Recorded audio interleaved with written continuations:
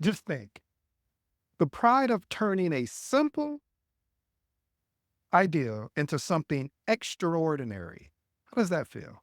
Or the thrill of empowering a team and and witnessing their transformation. What if you could be the catalyst for change? This why being a project manager is more than a job. It's a journey that changes life. Will you come and join me? You mind if I share a quick, very short story? One of the reasons that I fell in love with this thing that you call project management, that I call project management, is the fact of change. You see, when I first got in here, and I always share with you guys that the importance of being quiet and practicing active listening, the importance of having an impact in an organization, or I like to say an imprint in an organization because of your ability to get people that were mostly siloed off, meaning they wanted to work in separate directions and didn't want to come together, allow you to come in and bring these teams together to work more efficiently. That's why it brings me into my first point. Point number one, driving collaboration across functions. You see, project managers work with various departments, facilitating communication and collaboration. This exposure builds your network and enhances your understanding of how organizations operate. Here's my actionable tip. Actively engage in cross functional meetings and encourage knowledge sharing to break down silos and foster a culture of collaboration. Family, if you don't know anything else about me, that is one of the things when I come in and I take over a new project, because most of the time, and this is just a free giveaway. Most of the time, especially my new project managers, if you're a new project manager, this is the first thing I will look to go and solve, to go find out how are they collaborating together, or how are they not collaborating together, and go in and solve that. You will look like a hero. Point number two, experiencing the impact of your decisions. I tell you, as a project manager, decision making has significant consequences, especially when you're dealing with millions, in my case, multi-millions of dollars, and you're responsible for delivering. Not just you, but the project team and you are expected to deliver this project on time, in budget, or I should say on budget or under budget, within scope and within quality. Again, naming off the triple constraints. And then having the ability to knowing that your strategic choice matters in empowering and fulfilling the team. Here's my actionable tip. Gather input from various perspectives before making important decision. Always use data to inform your choices, or I should say your decisions, because a lot of times what happens, family, I always say use data and intuition. Intuition could be telling you something, and now you say, let me go confirm this with the data. And then we move forward with the decision, and we don't have any regrets about the decision. We learn from the decision. Point number three, seeing projects come full circle. I tell you, when you start off on a project, it just seemed like it's never going to end. We're never going to get to the promised land. And then when you start seeing that light by being involved from initiating and then to closing a phase of their project, let's be honest, it gives you a unique sense of fulfillment and completion. Here's my actionable tip. Conduct a thorough project retrospective to learn from what went well, identifying some areas for improvement, so you can ensure that continuous growth from future projects. Point number four, shaping the future of an organization. I can't tell you, this is another piece of why I love this role, this career journey. And I hope you join me on it in project management, because you do have an impact. Like I shared before, you have an impact and an imprint on the projects you lead can shape the direction and future success of the organization. This responsibility is both challenging, stressful, but at the end of all of that, it is definitely rewarding. Here's my actionable tip. Connect with the project's purpose to the company's long-term vision and stakeholders' presentation to emphasize its strategic importance. Point number five, navigating high-stake situations. Project managers face high-pressure environment where critical decisions are necessary. Successfully managing these moments build confidence in the project manager, and most of all, my favorite, is the resilience you get from these high stakes situations. Here's my actionable tip. Prepare a risk management plan to handle uncertainties and practice calm decision making by remaining solution focused in stressful situations. If you're just now tuning in to me as far as to this episode or any of the episodes I've done, one of the biggest things that I always push, especially my new project managers, I want you to understand the importance of being solution focused and not problem focused. I think I just said something there. What I mean by that is that we understand the problem, but now we must throw all of our energy into the solution because this is the only way forward. Point number 6.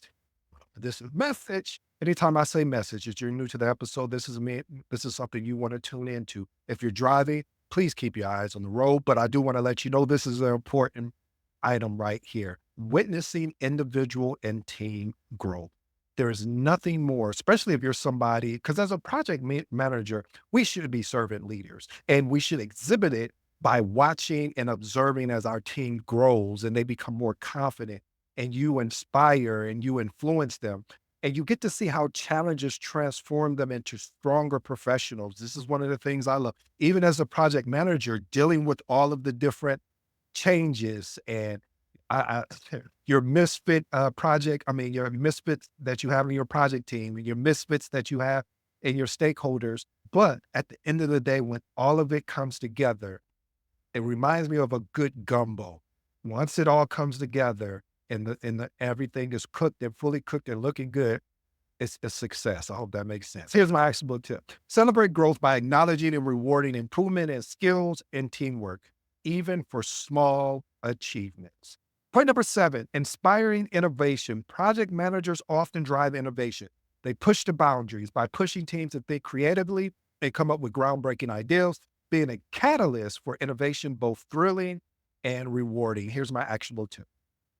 Set aside some time during project planning for creative brainstorming, one of my favorites. You can see I'm saying a lot of favorites here because it is, family. When you get in this thing that I love, that I hope you fall in love with, called project management, it's important, it's imperative that you understand you have to fall in love with it. You have to appreciate the ups, the downs, the highs, the lows, the goods, the bad, the amazings to exceptional. But it's important to understand to leverage certain things. This is why I'm talking about creative brainstorming and encourage team members to be present for new ideas without judgment. Point number 8, learning something new every day. As a project manager, when you walk in or you clock in, where however if you're salary or hourly, however it works, every day is something new. It's either someone has changed your process on you or a resource has decided to go a different direction. Or it's a plethora of things. But the role as a project manager is to spark the opportunity to seek new knowledge and experience and keep the work engaging and enriching. Here's my actionable tip. Dedicate time for professional development, like attending workshops or even listening to this episode, or enrolling in online courses relevant to your industry. I have 2 bonuses for you that I'll give you my closing remark. First bonus, which is another one of the ones that when you get into this thing called project management, you do a lot of solving complex problems. Project managers face various challenges that require strategic thinking and creative solutions. Successfully navigating these problems offer a rewarding sense of accomplishment. Here's my actionable tip. As I told you before about organizing brainstorming sessions with your team, do this with problems that you face to organize a brainstorming session where you're focused on creating solutions. And this will engage your project team. And what you want to do as the project manager, you want to practice active listening so the rest of the team could practice active listening. Bonus. So here's my last bonus, driving positive change. Projects often lead to improved processes or like increased efficiency. Having the ability of implementing changes that make a meaningful difference in an organization is truly, and I do mean truly, deeply fulfilling. Here's my actionable tip. Collect before and after performance data to demonstrate the impact of the project and share these results with your stakeholders, your project teams, your executives to highlight the value created. Here's my 3 transformational remarks, and I'll let you be on the way. Point number 1, driving collaboration across functions. Remember, as I told you, family, if you're still here, especially my new project manager, you can understand how to get in front of teams that start creating silos and find ways to drive more collaboration. You will look like a rock star. You will look like an exceptional project manager. So this is why my actionable tip was to engage cross-functional meetings, and encourage knowledge sharing to break down those silos. Point number two, seeing projects come full circle. Like I said, being involved from the initiating to closing. You're like, oh, we're at the closing. Oh, it's a happy moment and it's a sad moment all together because you're happy we finish it, but now the team is about to disband and you start to develop a relationship with them because you're working with them day in and day out. That's why I recommend even during we do lessons learned but also think about using a term within Scrum called retrospectives. Retrospectives is basically at the end of each sprint or demo, I should say, sprint review, excuse me, or demo, we want to do a retrospectives and we want to identify what went well, identify any areas for improvement and ensuring continuous growth for future projects. And then my final and last one, point number three, witnessing individual and team growth. It's such an amazing thing just to watch somebody that was nervous about making a decision. Now they have the confidence, they have the courage to make the decision and really just working together. It's so rewarding to celebrate other people's growth and acknowledging it by rewarding their improvement and their skills and teamwork. Well, family, I hope you enjoyed today's episode. I go by the name ED. For all you smart and intelligent folks out there, that just simply means Ed. Until next time.